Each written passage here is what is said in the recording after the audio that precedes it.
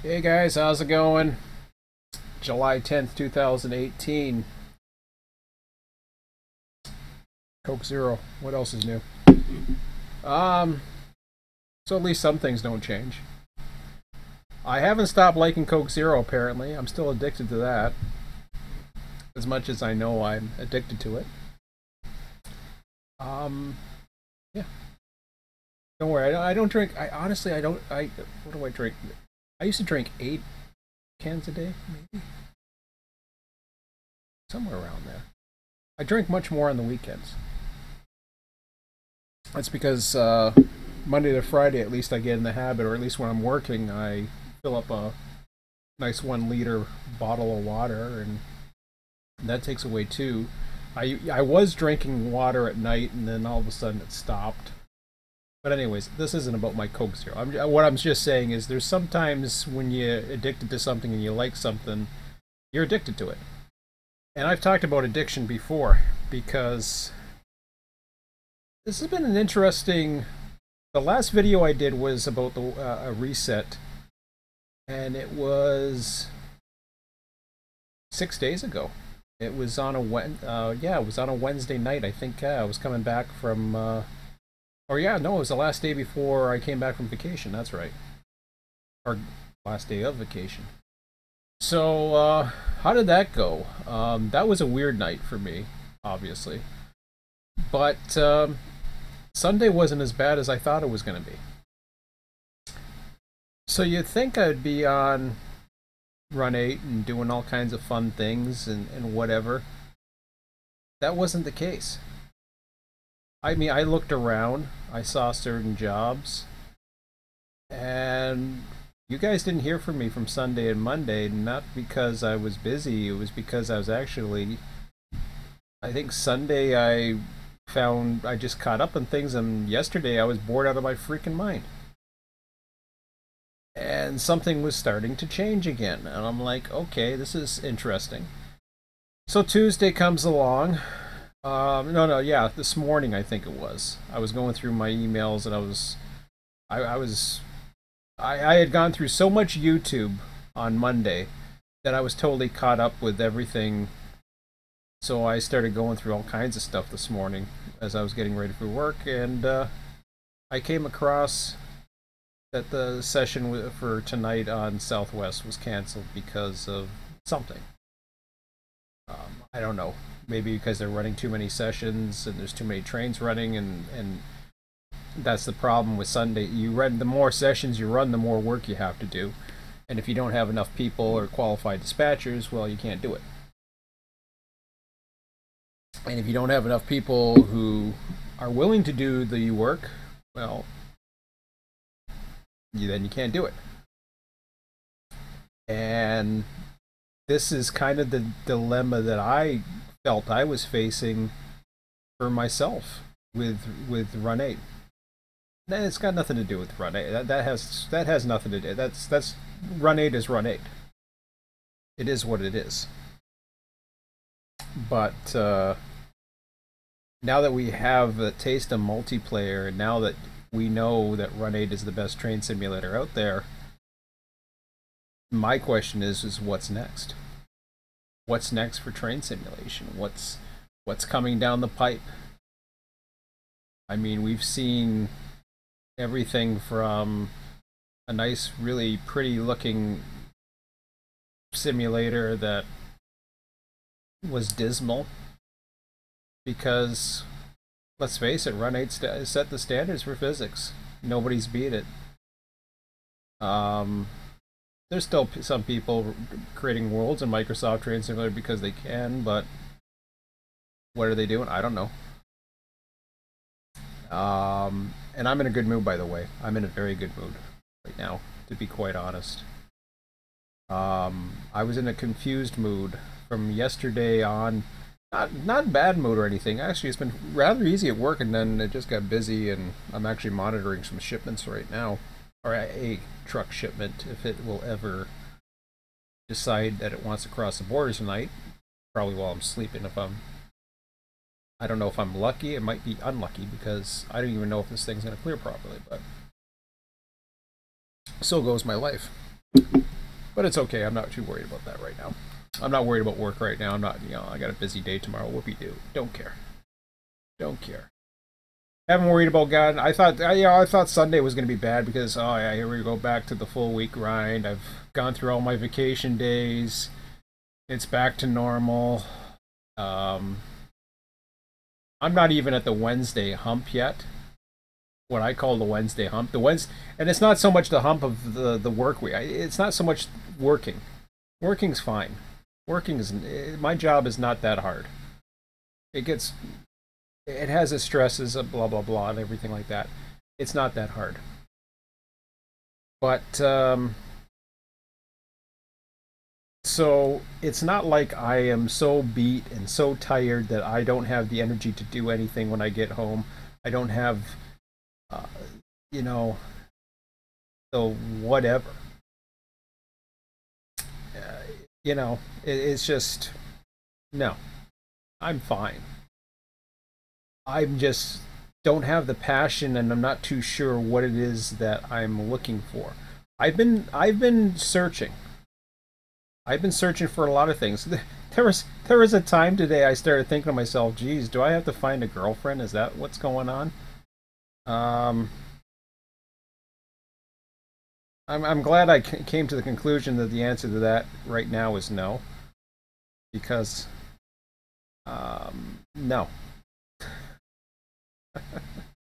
No. Just no. I was thinking about, oh yeah, I can go on Plenty of Fish. I can redo my ads and spend a little bit of money there. I even got my camera on my racing wheel. I've raced one time this week. I got bored. I actually got bored of it very quickly. I raced once on the weekend. And Tim, he's raced with me a few times, but they're all full. They're so full of a bunch of goofs who don't know how to race properly. And I mean, I used to follow NASCAR, but I don't anymore, and I do like racing, and I enjoy the blood rushing and the adrenaline, and but after a while it's just going around 200 laps doing the same thing. It's it is what it is. I guess everything in life is like that. Maybe that's why we all die. Eventually we've discovered enough. Most of us haven't discovered enough or are willing to push their boundaries into new horizons, I guess. So one of those things that I seem to be stuck on is, well, I got two projects. RTS, which I've been procrastinating and not doing anything about. I've watched my form. My form's as dead as Train Sim, but that's because I'm not doing sessions. And no, I'm not going to start sessions up with Run 8. I have absolutely zero interest to put a server back up. In fact, I really don't miss dispatching. I wondered if I did. But you know something? If I really missed dispatching that bad, when I was procrastinating the other night, why didn't I open up TD3? Hell, I was almost more interested in putting Euro Truck Simulator 2 on and attaching my wheel. I've done that. I've actually rode that with the wheel. It's kind of fun actually, but I mean that's Euro Truck Simulator, and I'm not, it's okay. It's fun. It's fun to do once in a while, but that's not for me. I got other things up there. I mean, I'm looking at some of my icons on there. I mean, there's all kinds of things, I suppose. My son and I were playing Subsistence. We still play it. Subsistence is kind of unrealistic. It is realistic. I love the outdoorsy things, but we eliminated hunters, and the fact that we're walking on eggshells, getting ready to kill each other is kind of weird. But he shot me first, so. But yeah, it's okay. But we were looking into tonight. We were looking into some various video games, and that's what we do. A lot of the time we spend, especially because now, unfortunately, his grandma had a fall, so she's basically the taxi driver of my ex because she doesn't drive, and my son. So now my son is going to be on the Tuesdays and Thursdays is going to karate via me again. This happened before when actually she was in the not the hospital, but she was for surgery with heart surgery before. So this has happened before where I'll step in. Well, now I'm stepping in, which is fine. He's my son, and I enjoy it. It gives us something to do on Tuesdays and Thursdays. What happens then is it's difficult for us to get into big stuff.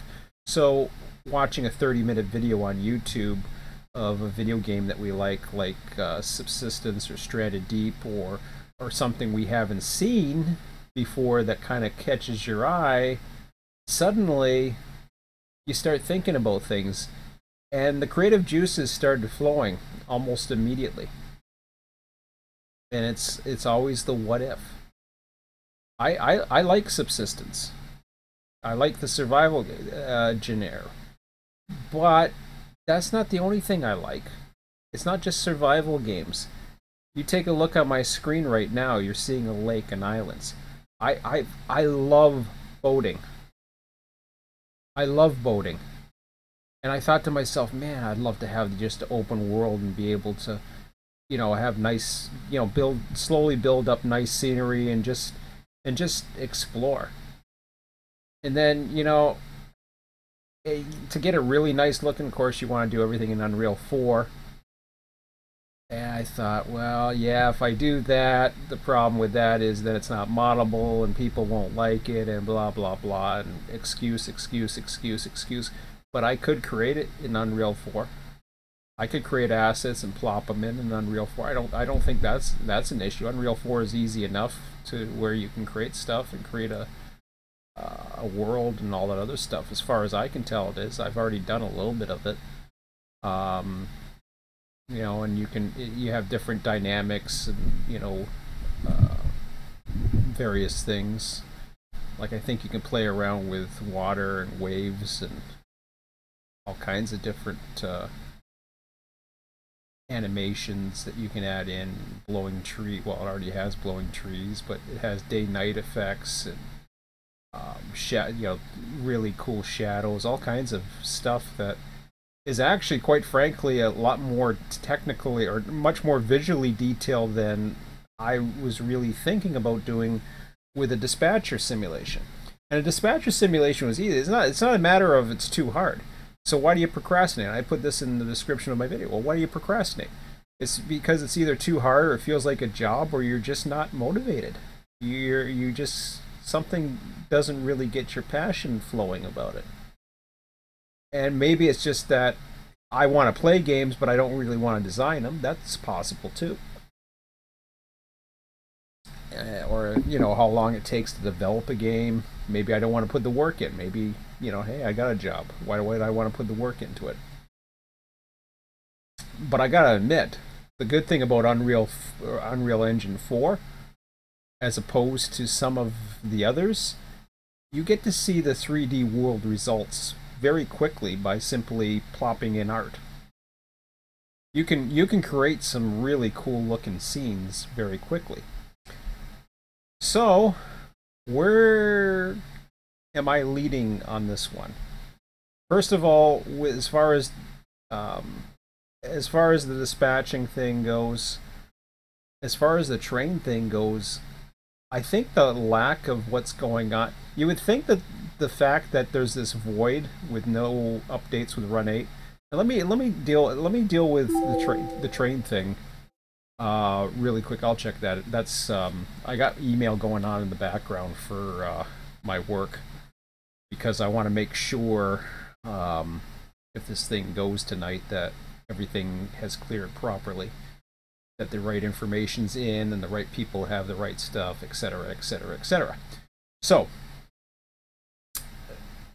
let's talk about the whole train thing. Let's talk about RTS. RTS has been a backbone project for me for, in one way, shape, or form, it has been probably started as a concept. Now I think I would have to say I think I was still living at back with my son at the time. It could very well. I don't know if it started after we split or with my ex or what, but I think honestly it's probably been close to 10 years. It's probably longer than that now that I think about it. It was probably something that I had at least conceptually figured out.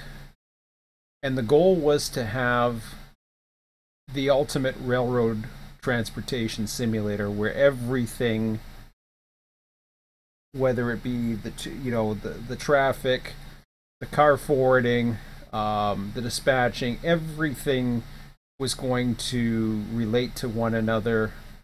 It would simulate traffic flows, way bills. It would do the dispatching. It would do everything would be possible in a multi I don't know if I'd say massive multiplayer, but some type of multiplayer environment similar to a what do you call it? Similar to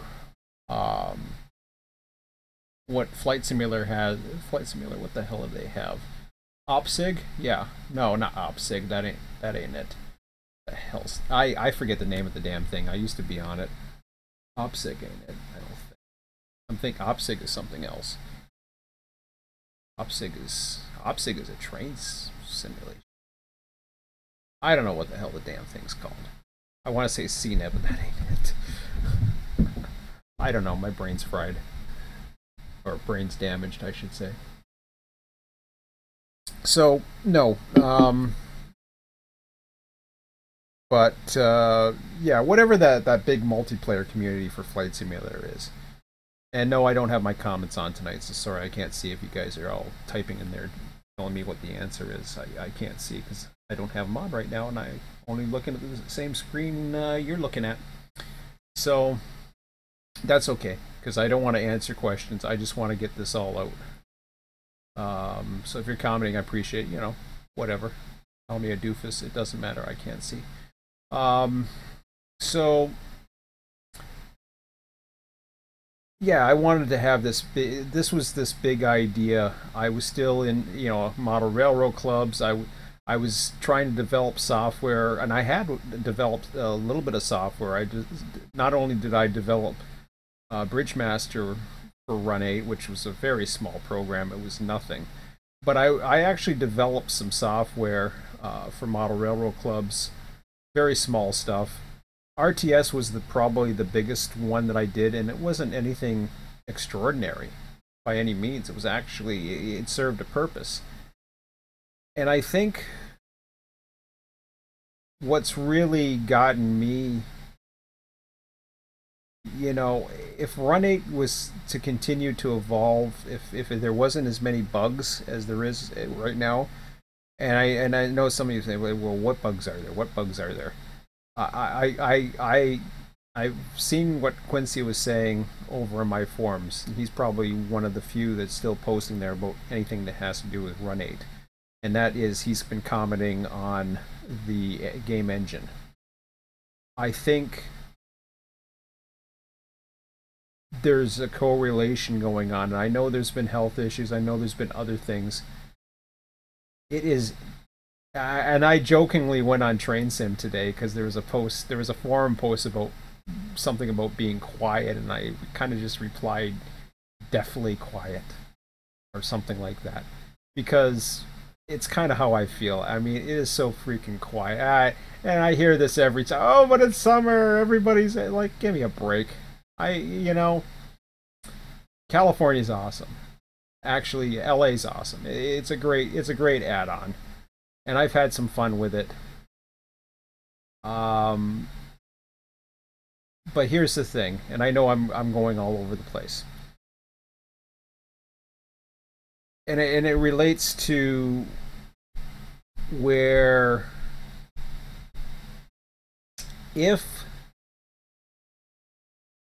how would I say this? If we were simulating let's just say, okay. Let me put it to you this way. Let's say, for example,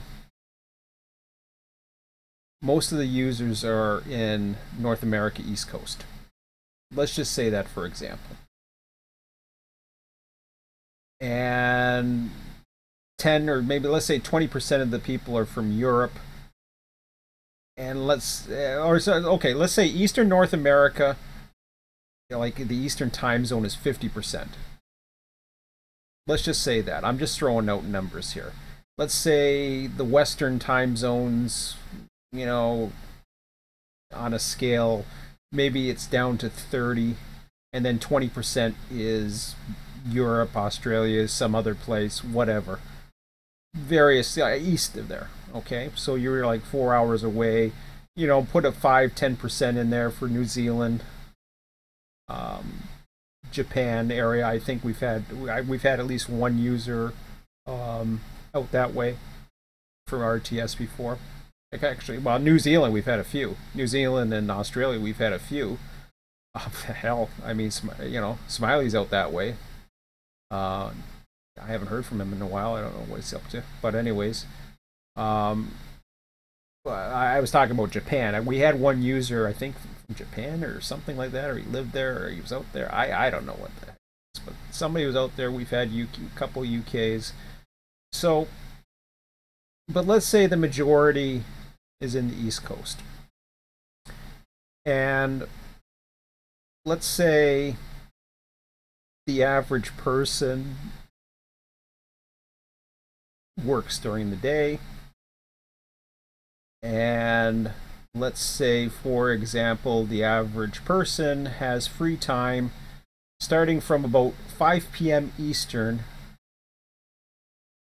until 4 a.m. So from 5 p.m. Eastern to 4 a.m., let's just assume that that's the scale of what most people have free time. Now, I know there's people that have free time in day, and there's those that work night shifts and they're available in the day and all that other stuff. Okay. Right now on Southwest sessions, you got 2 sessions that are available on a Tuesday and a Thursday night. They both come on the same time.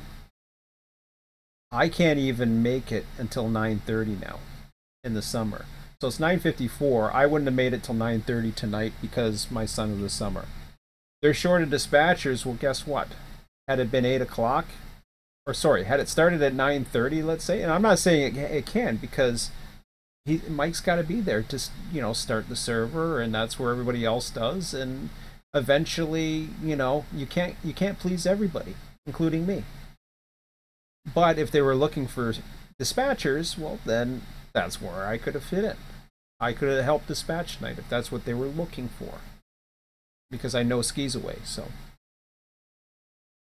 and I know Ski does a lot more work than I do, even though he's much busier than I am. He does a lot more work behind the scenes with Southwest server, as opposed to me, where I just treat it more as a hobby. And I do, because I don't want to get I don't want to get burnt out from it, and I'm not really burnt out from it. I'm just bored of it.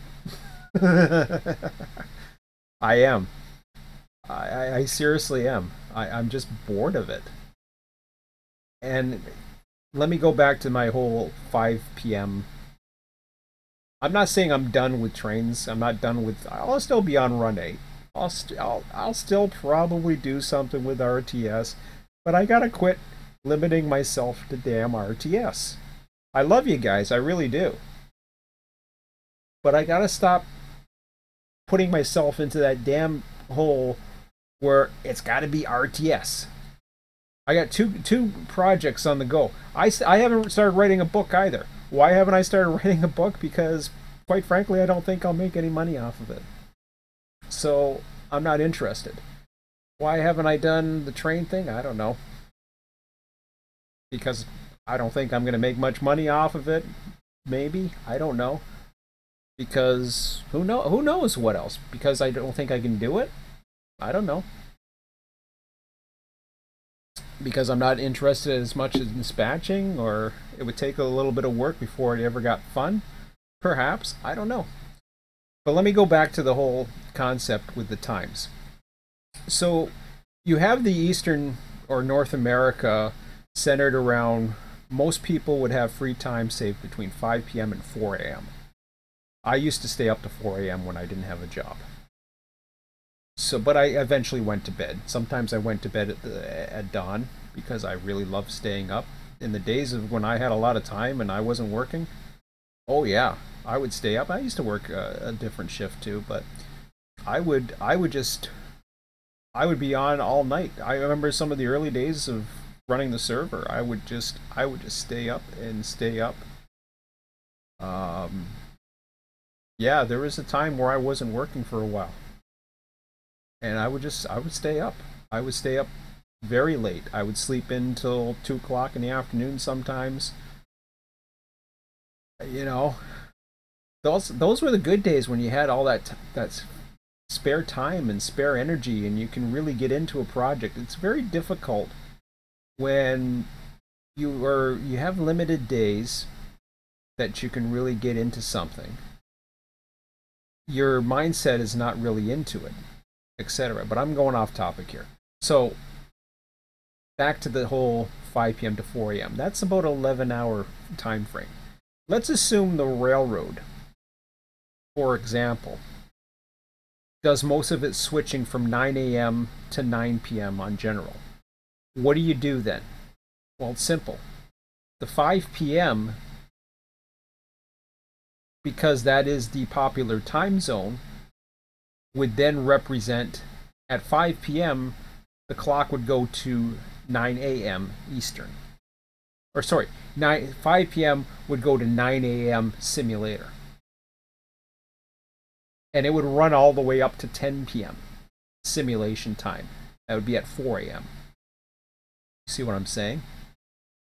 So now you have your busiest potential time for people to come on if you are running a true 24/7 server. That's the time it happens. What else happens? Well, dispatchers are needed 24/7. Well, that's the problem. You can't have dispatching going on 24/7. But I mean, it's the problem is when things are so freaking big. Let's assume for a second that Run 8 actually wasn't so worried about the damn big worlds and opened up the editor, and let's assume for a second that we had a smaller world. We had a smaller world, a much smaller world. Something where you have to run 8 hours or have dispatchers around the clock. This area where I live right here, I can tell you right now, it can be dispatched anarchy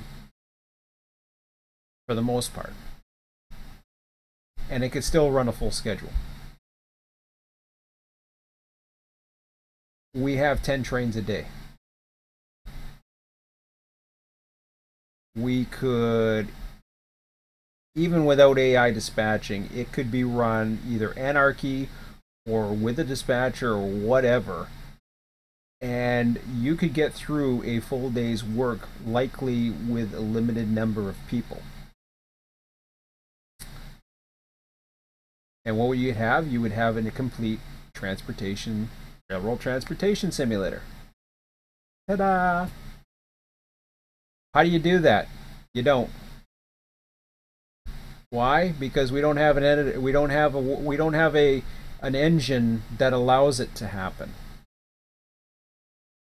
Well, we've got some 2D dispatcher ideas that I'm thinking about, and yeah, I got some 2D yard simulator dispatching guys, but it ain't Run 8.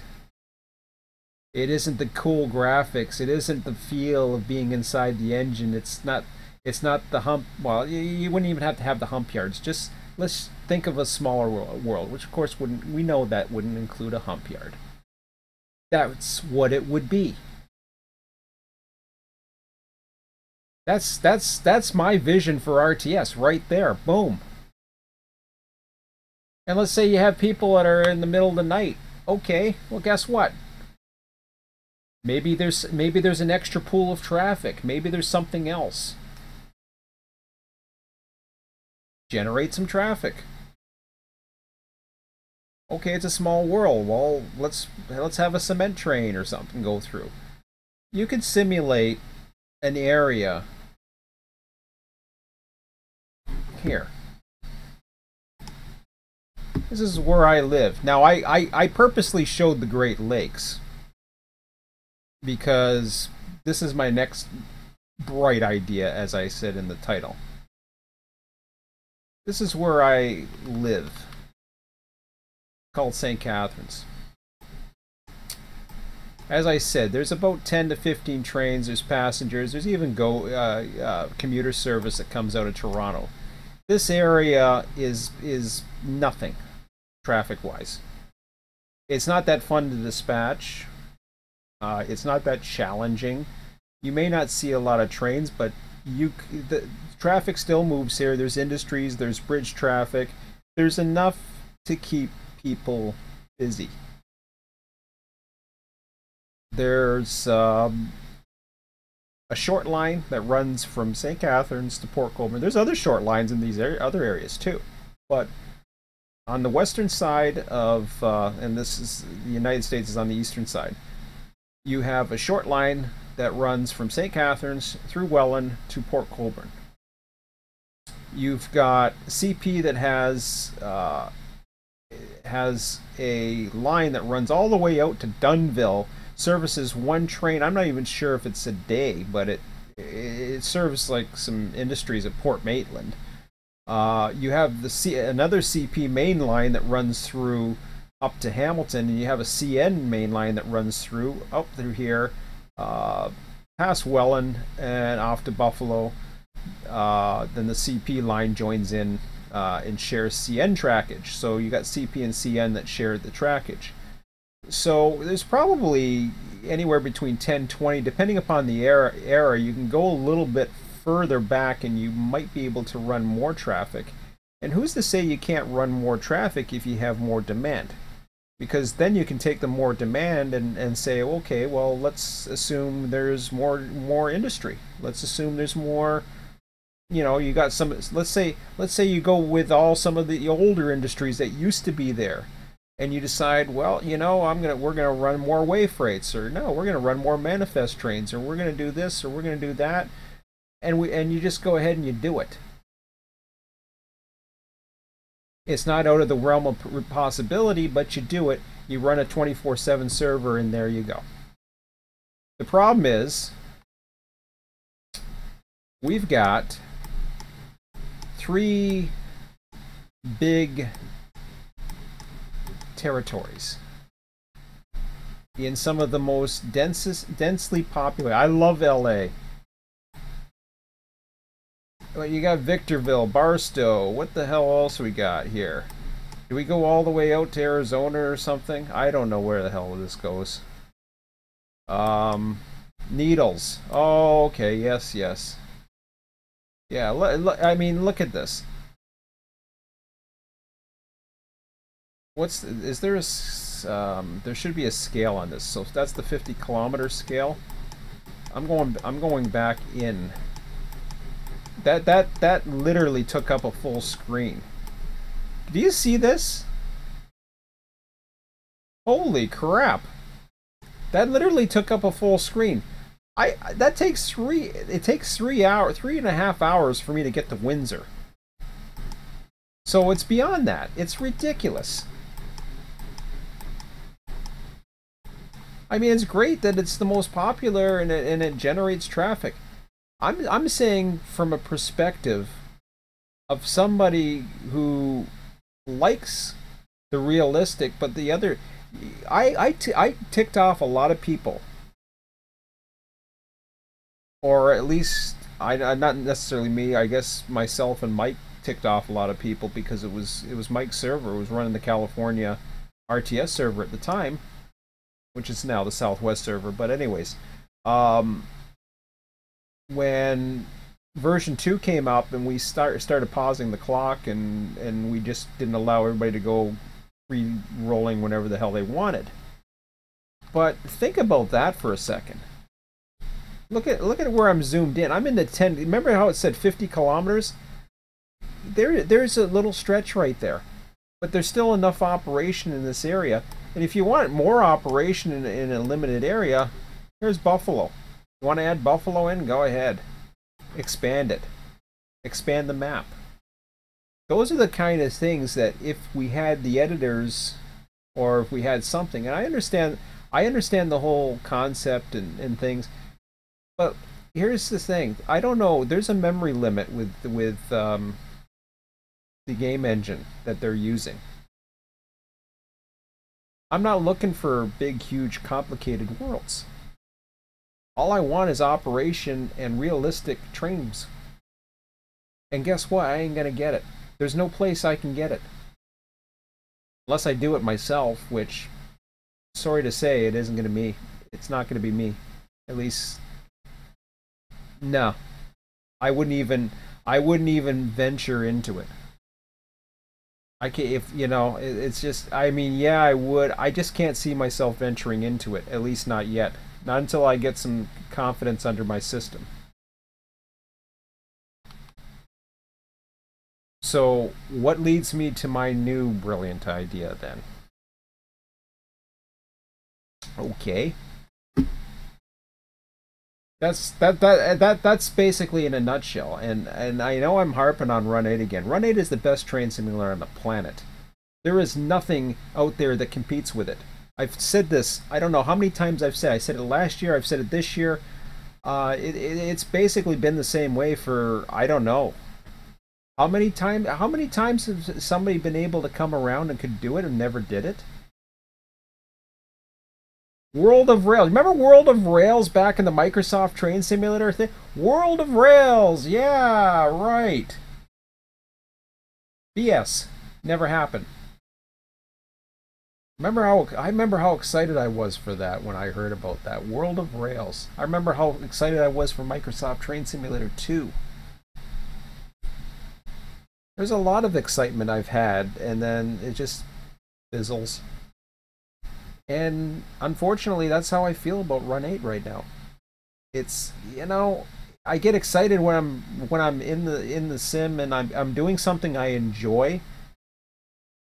But the thing is right now, and this is what happens on the Southwest server before I get to my idea.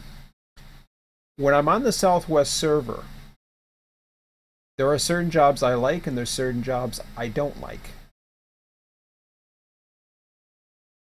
Which is okay if it's all part of the same process and it's not over daunting. Like, if I'm just adding engines all the time, I really don't feel like adding engines all the time or taking engines off and being a hostler and all that other stuff. That's a lot of work, but that's the problem. You got all this traffic. Well, the majority of the traffic is AI. Why? Because we're simulating a world that is pretty much one of the busiest corridors in North America. Traffic-wise, you're in the transcontinental. And not only are you in the transcontinental, you are in a world right now, especially with Southwest Simulator, where they've had to back down on the total number of trains just so they have enough dispatchers. And what happened tonight? They didn't have enough dispatchers. And they try accommodating other people by doing a Sunday session. Well, what happens? Not enough work gets done. So because not enough work's getting done in between, they can do it for 2 nights, but they can't do it for 3. And that's where it broke down. And I applaud Mike for giving it a try. Mike has tried for a long time. I'm just, I'm still going to keep, I see a job I like, I'll run it. But if I don't, I'm not going to feel forced to run it. There's a lot of other people that are willing to do just about anything. because they love doing it all, and that's great. Good for them. Go for it. Have fun. The more the merrier, as I say. But I took a look. I remember Sunday night, I took a look at it, and then I ended up going doing other things. And Monday, I didn't even bother looking. Monday, I was just like,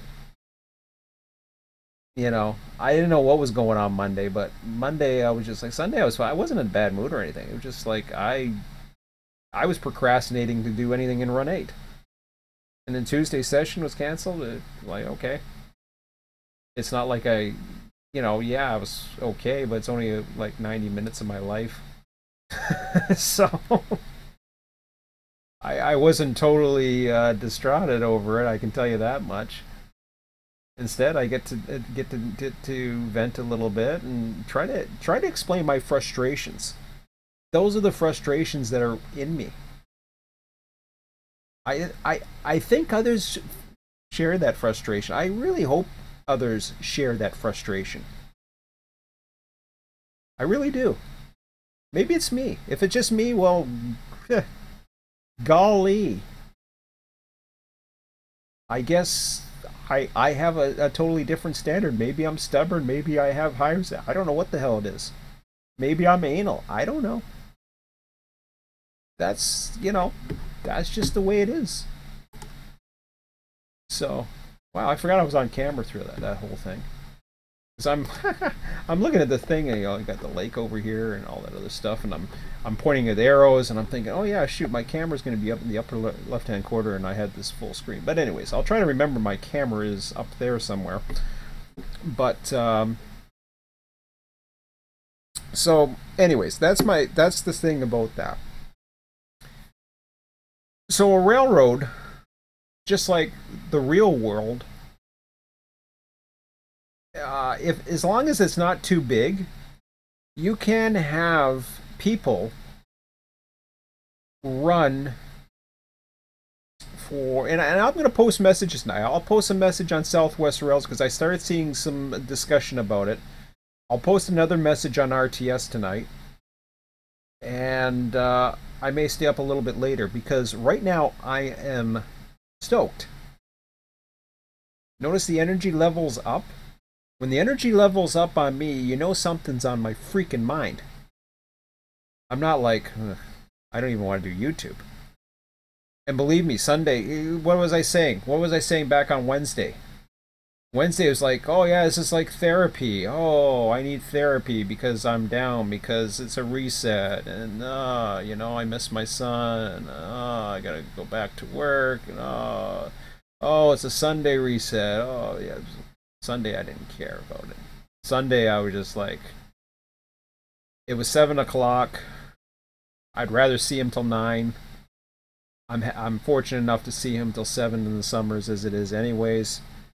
7 o'clock, I just used that time to get caught up. And Monday, I was already into the flow. It didn't matter. There was no therapy needed. I just knew something was bothering me. I knew when I was bored Monday, not only bored, but I was procrastinating, I was bored, and I was putting off. I had the opportunity. I could clean around here. Procrastinating on cleaning is one thing. Procrastinating on getting something that can make you some money and doing something that can change, and doing something that can do it. It's not that I can't program. I can program. I've proven it with RTS. But I always wanted to latch on to something. In other words, if a program's there and there's a certain, I'm more of a data guy. So to build a program that was logical, that could help elevate a program, even dispatching, well, then that would work. Now, nobody's going to be watching this thing other than, 50, 60 people. I'll have about 20 thumbs down by the end of this. I don't care. I'm getting this off my chest, and unfortunately, this is the part where this is going to take away from trains. And if you don't want to hear anything but trains because this is RTS and, my base is RTS, maybe you want to shut it off now and go do something else. But something else has gotten my attention. Now, it has to do with transportation. And when you look at the Great Lakes, and you look where I live, well, if you don't know the area, you'll get the picture real quick. I mean, just looking at this, there's a lot of clues right there about transportation. And yeah, we have our ship simulators.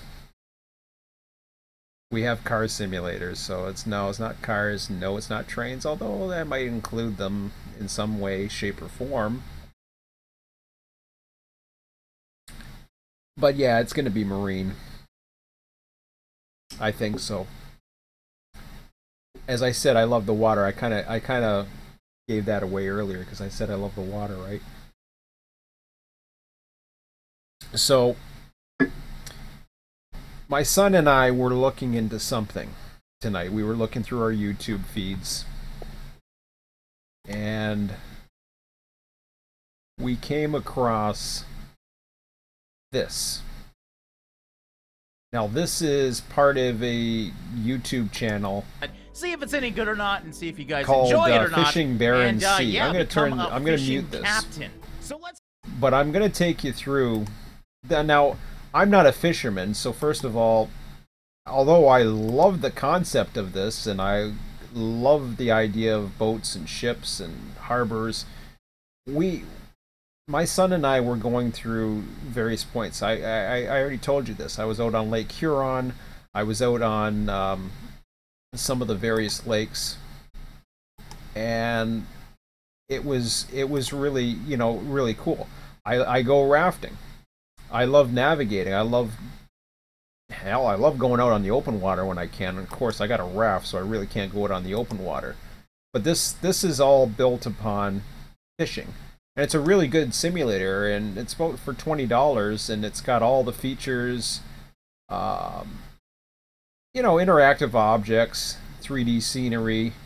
It's done in Unreal 4, so it looks really cool looking. It looks like it has weather effects. The waves do different things. So that's cool. But it's not so much about the ships. Now, they got whales or something in the water or something, which was kind of cool. I've seen other trailers on this where you can get better ships than this. This is one of the more basic ships that you can get, or boats, I guess you call them. So he's tugging up lines. He's doing all kinds of different things. Like I said, I'm not into fishing, so I don't really have a passion for that. And why would I try to create something that is already done? Right? So I love this. I love this one here. I love the lights, and it just reminds me of. It actually reminds me of an ocean port, which can be very similar to. There's the different night-day effects that Unreal 4 does very well. But anyways, that's that one. So that's cool.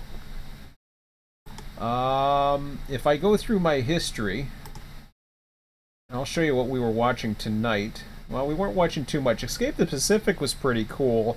That's more of like a Stranded Deep one. And that got me going, and I like that kind of thing, but no, it's not really. And see, I still like trains. I was watching tons of trains earlier, and do you copy some radio? I'm still looking. Look at all the racing stuff I was watching. This was what I was watching the other night. I didn't want to race, but I was watching a lot of YouTube videos on racing for some reason. I just didn't want to. I didn't feel like driving or whatever the hell it was. Well, hello. I don't want to go to that.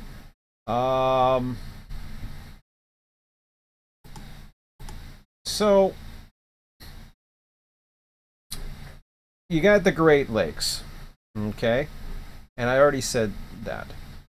There's a Microsoft ship simulator out there. So again, I'm in direct competition with something that's very popular. I was originally thinking that, wow, it'd be kind of cool to have a container simulator. And it would be very easy because all I have to do is create a bunch of ports and have containers, ship them across. But then you'd be at the ocean. I mean, yeah, you could speed up time. it would be kind of stupid to have it multiplayer. You can come into ports, and I can even start putting rail intermodal. It would be kind of cool to have the cranes. I've always liked the intermodal facilities, and I actually did a simulator, or I actually ran a simulator once someplace. I think it was in a museum or something, where they actually they gave you the controls to. It was a simulator that took containers off of, because it was a port, about how efficient intermodal ports were. And it was a simulator which, you basically had to be the guy who was in the crane grabbing the things and bringing them out and bringing them out and bringing them out. Well, that could be kind of repetitive. So I don't know if that'd be so cool. Well, here's the thing about this. In Niagara, where I live, you got this thing called Niagara Falls. Well, that's obviously there's no ships going over that. Well, they're used to. Well, they get stuck. There's actually a couple ships, a couple little ships in there. You got a hydro canal, which basically generates all the water and all that stuff. But then you got this sucker here. And what this is, as you can see, ships, Lock 8. I know this area very well. This is the old channel. This is the new, well, I'm sorry, no it isn't. That's the bypass route. That's Lock 8. So, there's one ship and one of the lift bridges, and I guess that's just a placeholder or something. There's a Main Street bridge in Port Colborne. So, what else we got here?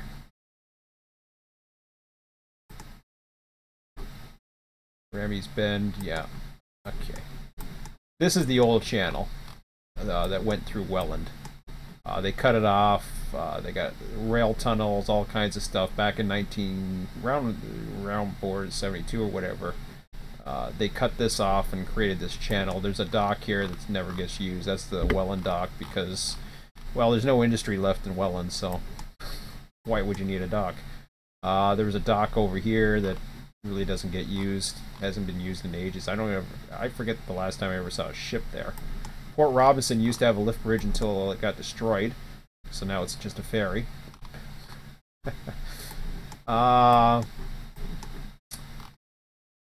If you look, do a YouTube video on Windock, W-I-N-D-O-C, Welland Canal, you'll see this bridge go crashing into it, and the thing will catch on fire and be sitting over here. There's some famous videos of that. That's just basically, I guess the bridge master was very tired and, yeah, he wasn't paying attention or something. or some. There's that short line. That's Trillium. That's the old Canadian National. There used to be a train bridge here. That was removed. That was bridge. So that's Bridge 11 at Allenburg. We've got Bridge 10 that used to be here. That's the Thorold Tunnel. Highway 58 goes underneath. And Lock 7. So you got a viewing center. Well, that doesn't show you much other than the viewing center.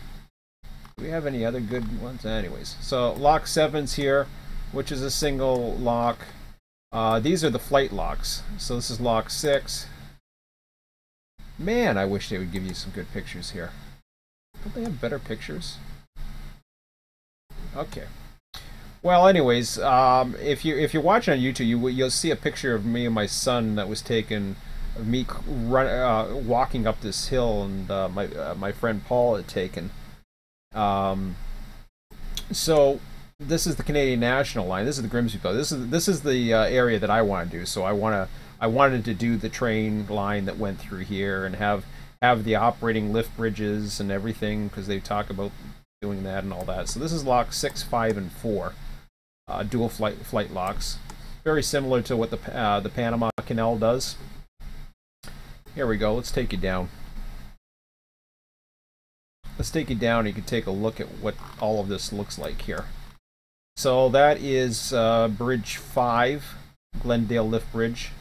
You got counterweights, they go down. And unfortunately, you're not going to get much of a view.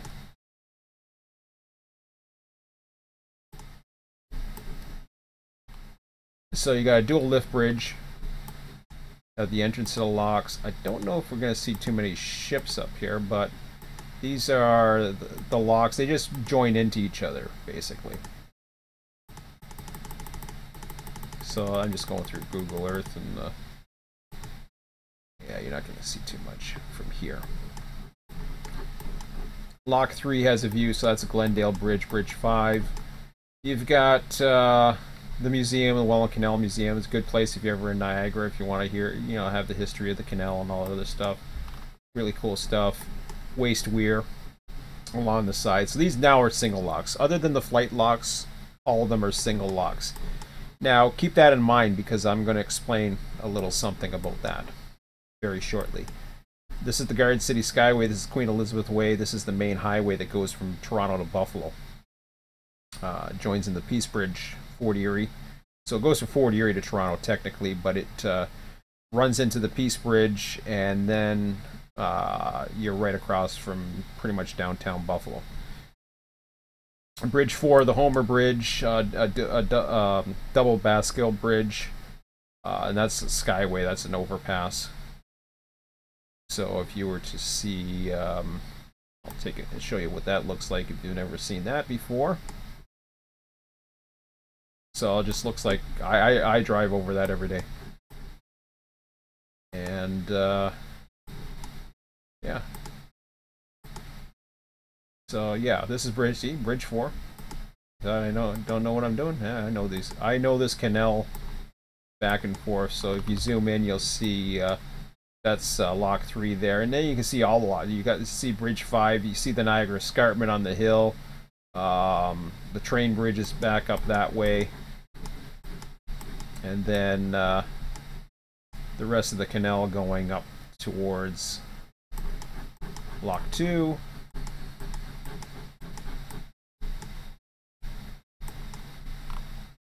And I guess that's Bridge 2 or 2A or whatever the hell they call them.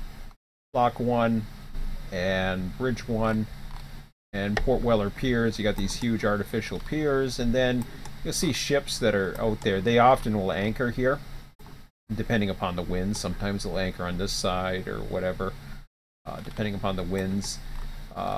There are shipping routes that go into Burlington, which is a major port. Canada is like Steel Town. So you got a lot of rail, steel, Stelco, lots of various port activity going on here. Some really cool stuff. Garden City, or not the Garden City. This is the Burlington Skyway. There's a lift bridge there, so that gets you in and out of the port of Hamilton. Hamilton's nowhere as near as big as Toronto. Toronto is one of the biggest cities in Canada, or it is the biggest city in Canada. Sorry. Hamilton's probably ranked, I would say, just into the top 10. I could be wrong on that one, but it's not. It's big enough, but it's not like the big area there. So yeah, and then over here in Toronto, you've got the you know, the various turning basins, and I don't know what the hell we got in here. Besides, not much of anything about the looks of it at the moment. But there's, I don't know what active. I don't know too much about the ports in Toronto. I haven't seen too many ships, to be honest. I don't think it's as active as it used to be. It's more because there's more condominiums and crap going in there. I don't see any ships. So yeah, it's Toronto Harbor, but I mean, I know there's ships that go there, but the main, just like bridge traffic would be the main traffic that would go through most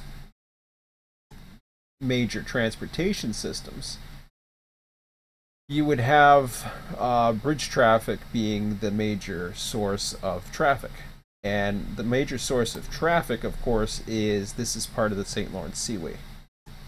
And the St. Lawrence Seaway runs from the St. Lawrence River all the way up to sea level Port Montreal. And then there's international, both U.S. and Canadian, internationally controlled locks on the St. Lawrence Seaway that runs ship traffic. Some of the bigger ones, like the bigger containers, only go up to Montreal. They don't come in this far. So if there's containers, like for example, I have containers that go to customers in Toronto. What ends up happening is they go to Montreal. If they're coming from overseas, they go to Montreal. They get offloaded onto rail and actually run down the Kingston sub, which I venture in this area up here by Coburg, Port Hope. Port Hope I go to a lot. A place I like to hang out lately. Been one of the neat areas, so it's kind of cool on a southerly wind day, and you get a nice breeze. You get a lot of it's not as populated out here, so you get a little bit more. Number one, you're on a colder lake or you're on a deeper lake, so chances are you'll get a lot more colder. This one gets warmer a lot quicker too, because it gets colder a lot quicker. It freezes in the winter, but it also gets a lot warmer in the summer. So this winds up getting a lot more cooler breezes, just like Lake Huron does. I mean, some of the best. The reason why we went to Lake Huron, for example, and I'm showing you different areas because there's a lot of logistics involved. Goderich, for example, is home to the world's largest salt mine. I had no idea until I sat out here and read it. That's apparently what it is. World largest salt mine in Goderich. And there was a ship, sure enough, being loaded, but they were on strike as well, so I don't know what the hell was going on. But yeah, that was what I did probably just a little over a week ago. Actually about a week ago, maybe 8 days ago. I was out that way trying to escape the heat wave. It's still warm right now, but it's actually, well, it went down and then the temperatures got up, but we've had a nice breeze today, so it's nice in the shade and the humidity's not as bad. So where am I going with this? Now, I told you to hang on there as far as, yes, dispatching. There's certain jobs that I've always wanted to get. Now, I like my job and all. I always wanted to be a bridge master, because back in the day, I'll give you another little history lesson. There's another canal that's up here. This is the it's a pleasure craft canal called the Trent Severn Waterway that runs all the way from Trenton, which is somewhere around here. I don't know where the hell it is. Brighton, no. That was off of Belleville or something. Quinte West? No, that's it right there. Okay. So yeah, that's another thing my son and I did one day. We went up to Peterborough, Trenton. We rode along the canal, and that was kind of cool. We've actually gone through some of the locks on the canal. My son and I rented a boat and went up to... that ain't it. I'm going in there. What am I? No, I'm at... Parry Sound is not it. It's off of Georgian Bay, but it ain't that far. Where the hell am I? You think I would find it? Oh yeah, Port Severn. It was this part. Ah, yeah. Okay, gotcha. Yeah, we had a place in, not Midland, Penetanguishene. We rented a boat. There's this cool place that we rented a houseboat, and then we didn't get to take the houseboat out, but we did get to rent a boat. That nice, 85 horsepower boat or 90 horsepower or whatever, and we took it all the way down here. You can see 2 kilometers. It's not as bad as it looks. And there's a lock at Port Severn. There's a, oh yeah, this is really cool too. Big Chute Marine Railway. This is fun. Lock 44. Big Chute Marine Railway. Really cool. Yes, that is a railway. That is a railway, and literally there is a railway crossing, and you're in the boat, and the boat's got little wraps on them. They got little straps that tie in from one side to the other. There were sea-doos beside us. This thing goes up and down a hill. It's really crazy. Now we didn't get to do a lift lock, and I mentioned this. I think I mentioned this the other day about Peterborough, and I'm getting a little off topic to where I wanted to be. But anyways, Peterborough. Man, I'm giving you like a tourist trip of Ontario. That's what I should have called it, or Southern Ontario. Peterborough. Hello, where are we here? Give me the one that I really want.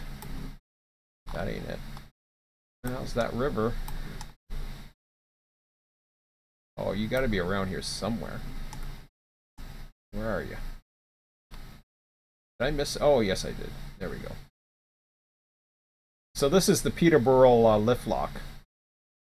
So this is a little different because this takes the whole chamber. I actually did a video on. I did this part of a YouTube video, and yeah, that brings it down. That's lock 21.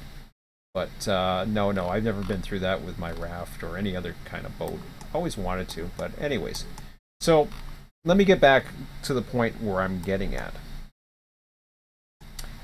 The reason why I said I got distracted and said this area is I used to vacation up here in a place called Sparrow Lake. Now, some of the things that really caught my imagination when I was my son's age and a little older into my teens was we were right here at a place called Forest Glen Resort. Now, Forest Glen Resort is nothing like what it looks like now. Back then, it didn't have these condominiums and a pool in the middle and all this other garbage. It actually had cottages. And we'd have campfires and a community, and we'd spend 2 weeks in August, and it was really cool. And then, yeah, it was really cool. And of course, I don't have street view here because it's out in the boonies. You didn't give me street view for 4? You gotta be kidding me. Okay, fine. Is there a picture here? Tin Man General Store. Okay, no, I'm not even gonna bother. Forget it. There's a cool swing bridge there anyways. You just have to trust me on that one. But yeah, Hamlet's pretty cool, and then Port Stan's another cool place. But anyways, the Ballast Sub, the CN, it's a transcontinental line, runs through here. I remember some earlier images of via rail trains. I got to actually run on my first mainline freight train here. It was I shouldn't say. It was a work train one summer, and I used to come up and take pictures and all that. And back when I used to take pictures of these things, and you know, they basically said, you know, you want to come back tomorrow? We'll be here at so and so time, because they were the work train putting ballast or whatever in some of these, you know, all these lakes or whatever areas that basically needed, you know, the ballast, because everything would be sinking and all that stuff because it's pretty much mush and not so much swamp, but swamp-like soft land. So you're always constantly adding ballast to some of the track beds up here, low-lying areas. But anyways, with lots of drain. I don't know. Anyways, so they do a lot of ballasting, maintenance, and so yeah, I got to ride on my first CN locomotive. I got to do it in Niagara Falls too one year because I knew somebody, or my mom actually, she knew somebody who She actually did something. But anyways, I'm getting way distracted.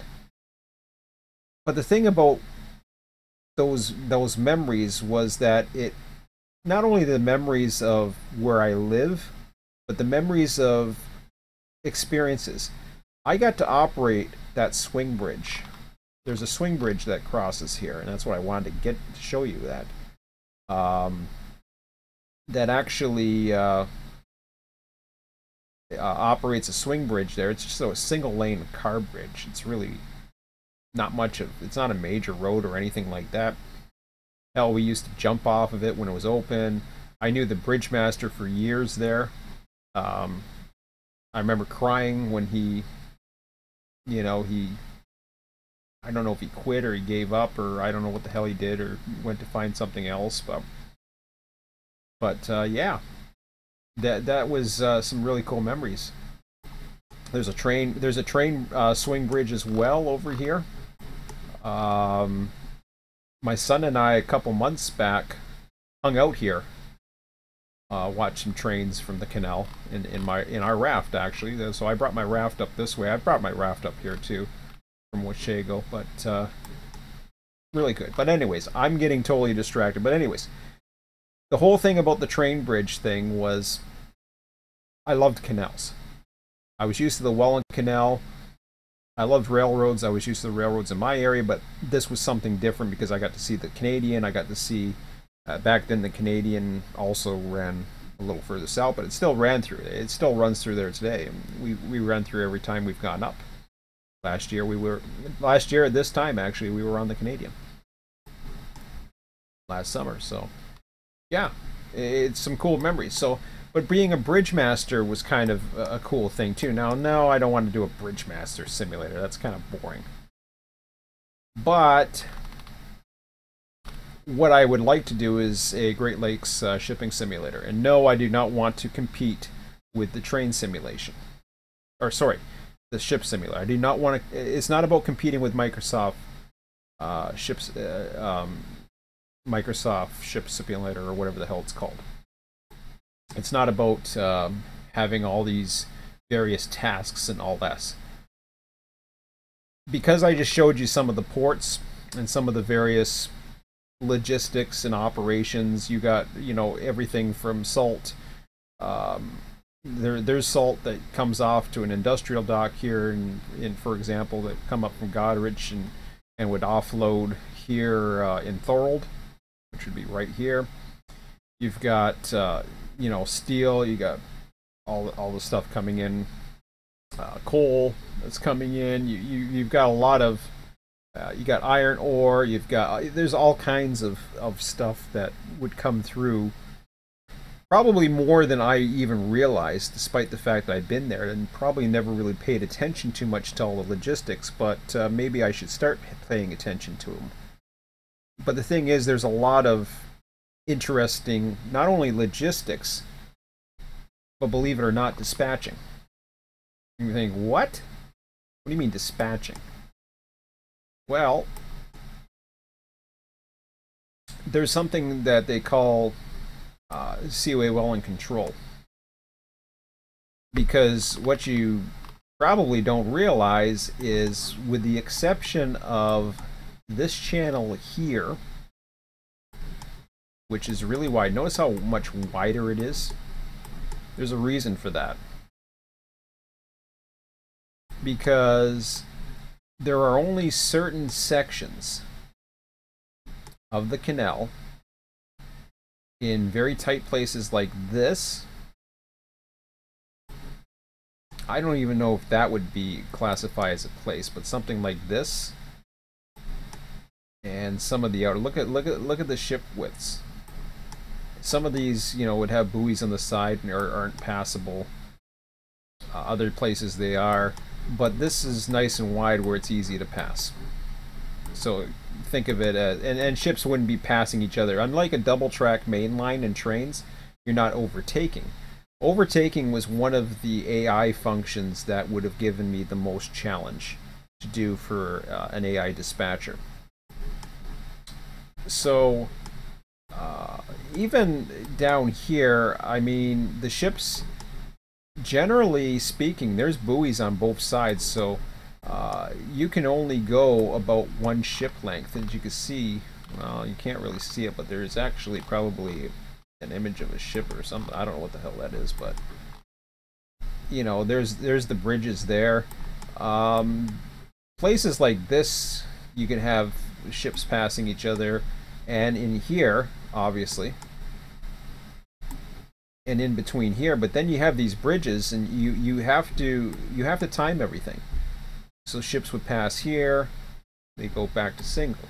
Ships can overtake and pass each other here, then they go back to single. Ships can go double file here throughout. It's wide enough. Likewise, they can do the same down here.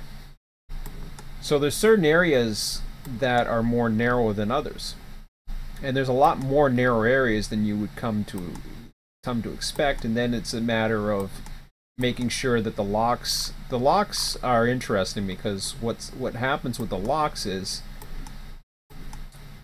is not only do you have to time, because with these locks there's so much water in them that you have to either you're either basically, once it goes up or goes, first of all, if it goes up or goes down, ideally you want to have a ship in it, or you can dump the water or you can fill it. That's possible too, but it takes time for both of them. They just don't instantly fill up, you know, like a bathtub in like 2 minutes or something like that. It takes a good I would say 10 minutes. I'm not 100% sure on that. It's been a little while since I've watched it. But to be able, I saw that when I saw that video tonight, and I saw the, you know, the inside of the ship, because I've been on a ship actually. I've been on a freighter. I got a chance one year at a winter berth to actually see the inside of the ship, and it was really cool. And I loved the cabins, and I loved all that stuff. And no, I never bought Ship Simulator. I was never interested in buying Ship Simulator. And you know, who knows? Maybe this isn't going to go too far, but I could start out with Welland, the Welland Ship Canal. Start out with, you know, this area, and then who knows? Maybe I can expand. Maybe expand to include other ports, and you know, then we get into some of the you know, there's some super tankers and all kinds of other things that run some of there. There's a canal through Sault Ste. Marie up here. You know, you got the Detroit River. You know, Port Huron, Sarnia Crossing right here. Yeah, and then you can get into some of the container traffic. There's ocean-going ships that go through here. What we call salties up here, that do go through. But here's why I'm kind of interested in doing this. I can basically map out an area or a canal in a coordinate system, build a world in Unreal 4, and then from there I already have mods that are built right into Unreal 4 that would allow me to test out the models. So what I'm saying is, yes, it's not going to be moddable, and I'm going to have to constantly expand the world and put functionality in it. But what I'm basically getting at is, it isn't going to take me long to play around with it. So because of that, that's more intriguing to me, because now I get to, not only do I get to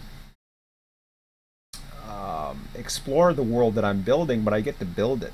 I get to be creative right away.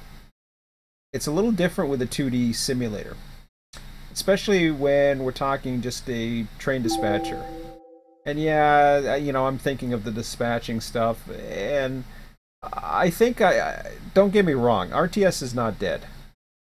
I do want to do that someday, but my enthusiasm for trains has been diminished by the lack of anything happening in Run 8 or any other train simulator, quite frankly.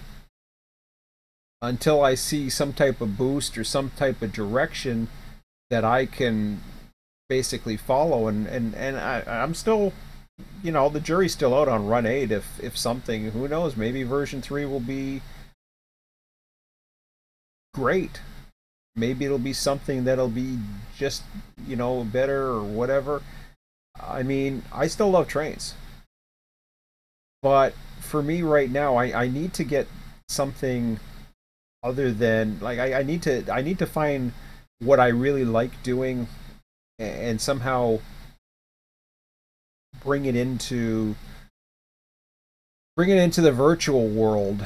And just making a little screen in the dispatch, it reminds me of an office job. It's not really exploring a 3D world. I love subsistence. I love the landscapes. I love seeing the sun. I love seeing, the nature, the trees. Um, that's why I enjoy playing that game. It's not because we're shooting each other. It's not because there's a bunch of bears chasing me or there's a bunch of hunters to shoot and all that other garbage that's in it that really I don't care about. It's the landscapes and seeing the new landscapes that come in and exploring along and going through the trees and stuff like that. I want to be able, and this is something that isn't out there, and I don't mind telling you guys this because number one, I'm not going to get very many views, but I don't mind telling you guys this because for me personally, number one, when the ship simulator came out, I know there was a demand for locks. I don't think it ever got incorporated into ship simulator, though a lot of people asked for it. If I'm careful, unlike if say for example how I was with the train, I was talking about a tower and a 3D tower and all this other stuff with the train simulator community. Well, if I say that, well, then somebody can easily go and say, okay, well, here's a 3D tower. The difference between me doing a 3D tower where I was originally first got into Unreal 4 is if I do a 3D tower, suddenly I have to build the world that's with it. So my first thought was if I did a train tower, well, I would do Fostoria. Well, then the problem with that is I have to figure out all the stuff that makes Fostoria. And yeah, I know a lot about Fostoria, but there's a lot of things when it comes to a train simulator. There's a lot of logistics. There's a lot of industries. Not only that, but there's a lot of physics involved. There's a lot of physics involved in a train simulator.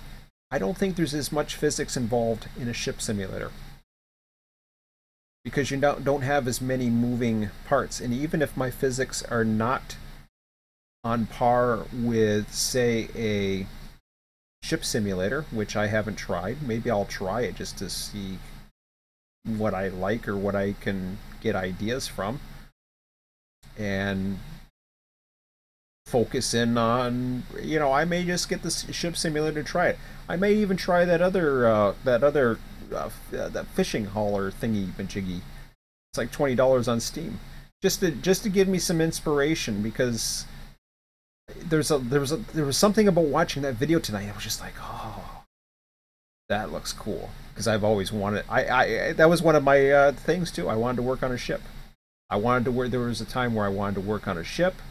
There was a time where I wanted to be a bridge master. There was a time I wanted to work. I almost got a job with the Seaway once, and oh man, would I have loved to be in their control center. That's basically dispatching ships. You got a bunch of screens all over the damn place because everything's got monitors, so you're basically controlling every lift bridge now. None of them are man operated. I always wanted to be a bridge master too when I was younger, but anyways, yeah. So no, it's not trains right now. I wish it was. I mean, I look for trains every day when I'm at work, when I'm heading over to the States and crossing the tracks. I hope to see one. I wish, and like I started off with this, just going back to the whole train thing, I wish that Run 8 would allow us a little bit more creativity, but it's their baby. The thing is, if they're having memory issues, well, maybe they got to think about this thing, and maybe, I don't know, maybe honestly, maybe I have to really start thinking about open rails again. I don't know. I haven't really looked at open rails lately, and maybe I need to look at it again. Maybe there's something I'm missing. It might, maybe I don't think it's as good as Run 8. I honestly don't, for the physics and everything else and all that other stuff. But maybe I gotta look at it again. Unfortunately, that means I'd have to get into. Well, I don't know. No, open rails. Do you need Run 8 now, or do you need Microsoft Train Simulator? I can't remember. Anyways, whatever. I don't care. I've had enough with I've done enough train simulators for a while to keep me going. I'm waiting to see what else Run 8 comes up with. And I'll continue to be on Southwest servers. I'll continue to try not to expose myself too much. If you see less videos from me, I will... I don't know what the hell to do with the Wikia at this point. The Wikia is dead. But for now, I'll just keep it going. Maybe I'll post some more information on the other forums. And I will do that tonight as well, because I did want people to understand my ideas of what's kind of lacking and why maybe I'm not as enthusiastic as I once was for Run 8, and what I've learned from it. But anyways, that's all for now. I'm gonna get on and I'm gonna post those messages on the couple forums and basically explain what it is I'm thinking, but and tell them that there's a video I posted tonight, and if they want to check it out, that's great, and if they don't, well, that's okay too. So wow, that's been a while, and my throat is dry again, so I might have a drink before. Anyways, but that's all for now, guys. Hope you enjoyed it. Like, comment, subscribe if you want. I don't know what's coming up next, but as far as the videos coming forward, they're probably... I don't think there's going to be as heavy. I'm trying to get away from YouTube. It's, it's nice to have therapy and all that and try to talk, and I think I just want to create. I really do. But, we'll see. I'll see how it goes. It's scary. It's new, but I've done it before. I'll go through it again. I'll try to learn it.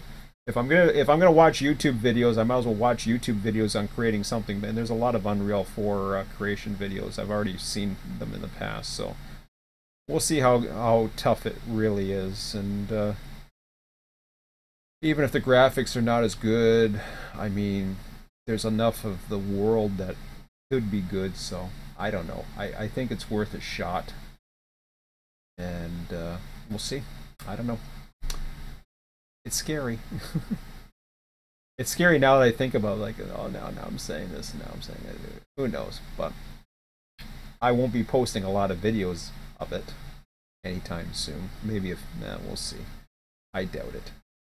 But I'll let you guys know. I'll keep you guys posted on the RTS Wiki. Even though it's the RTS Wiki, but I'll post it in a section.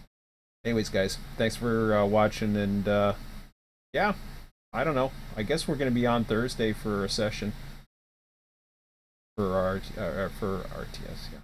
For Southwest Rails, I think there's a session Thursday if all goes well, if work's getting done or whatever the hell's going on. But anyways, I'll post my thoughts and let you guys know. Have a good one. We'll probably see you Thursday. See ya.